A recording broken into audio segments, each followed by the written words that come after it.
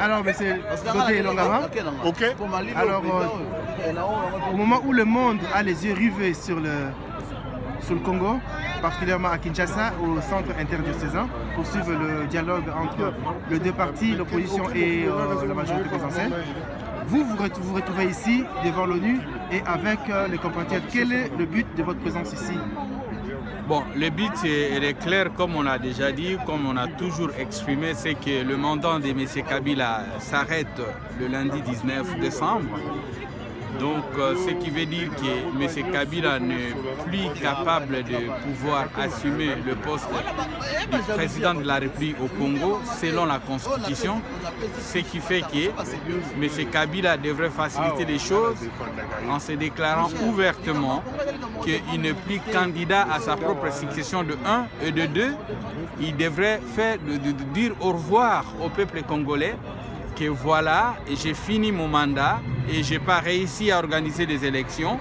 Maintenant, je vous demande de sorte de pouvoir vous organiser pour pouvoir mettre une transition en place et cette transition puisse préparer les élections. C'est ça ce qui s'est fait partout dans le monde. Voilà, ça c'est un fait. Quel est votre...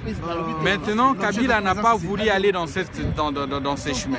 Et nous avons dit que nous n'allons pas violer la Constitution, nous n'allons pas violer les lois de notre pays. Mais quand vous dites vous, nous c'est qui? Le peuple congolais. Donc voilà, et c'est comme ça que nous demandons au peuple congolais de descendre dans la rue pour manifester leur mécontentement de la mauvaise volonté de M. Joseph Kabila et de tout faire pour les chasser. C'est une personne, c'est un citoyen comme tous les autres citoyens. Donc, il n'a pas réussi à pouvoir assumer sa mission de chef de l'État. Maintenant, il doit partir et laisser la place aux autres personnes. Donc voilà. Et j'ai entendu parler par exemple de dialogue et console. Le dialogue doit respecter la Constitution, tout ce que tout le monde souhaite. C'est-à-dire que M. Mosengo avec son groupe de la Senko doivent tout faire pour faire comprendre à Kabila qu'il ne peut pas rajouter un seul jour à son mandat. Donc voilà. C'est ça l'objet de votre manifestation? Exactement, c'est ça, c'est notre mission. D'accord. Mais qu'est-ce que vous lui passez comme message aujourd'hui? Le message que je passe, que je répète encore, ce qui veut dire que c'est le Congo de demain. Comme on a dit, la doctrine à la souveraineté nationale, la 5e institution qui va se mettre en place et qui va permettre au peuple congolais de devenir autonome et souverain réellement, de sorte que même le service militaire qui va se perdre, ce ne sera pas le service militaire comme on apprend partout. On a parlé de l'éducation militaire. Donc cette éducation militaire permettra de sorte que le service qu'on va faire, ça sera une sorte de formation, pas seulement militaire, mais il y aura une formation à la nation pour permettre aux Congolais de se mettre en bonne et due forme et de mieux comprendre la conscience même de leur souveraineté. Donc voilà, il y a beaucoup de choses là-dessus et la doctrine va permettre aux autres institutions de fonctionner normalement. Et en même temps, avec la surveillance et l'esprit de la sanction, ils seront déjà avertis pour ça. Donc voilà. Quel est le message à diffuser auprès du peuple congolais? Tous ces jeunes qui se mobilisent. Voilà, les peuples congolais, le message qu'on diffuse aujourd'hui, c'est qu'ils doivent se battre pour pouvoir maintenir la démocratie, maintenir l'état des droits. Et pour cela, ils doivent chasser Kabila.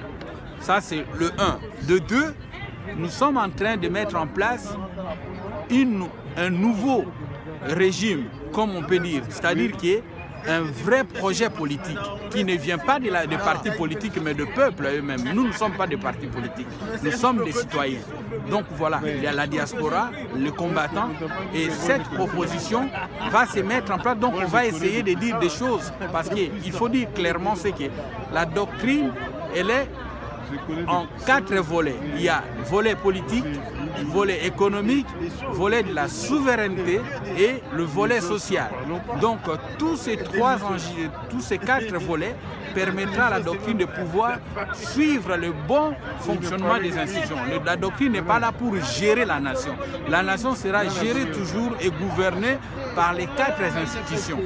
Mais la doctrine sera là pour faciliter la tâche de bon fonctionnement de ces institutions et aussi la responsabilité et la souveraineté du peuple, c'est-à-dire l'existence même du Congo.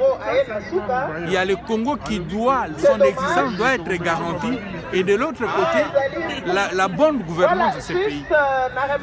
Voilà. Et ce qui manque dans ces pays, parce que le peuple n'est même pas reconnu en tant que souverain primaire, en tant qu'autorité politique suprême, il est bafoué dans tout le sens et ça, nous ne pouvons plus accepter.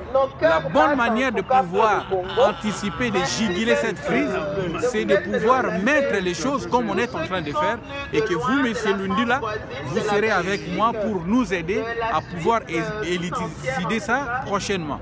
Et je m'excuse en plus que je ne suis pas un bon communicateur. Moi, je ne suis technicien donc en droit, en matière politique, donc un expert.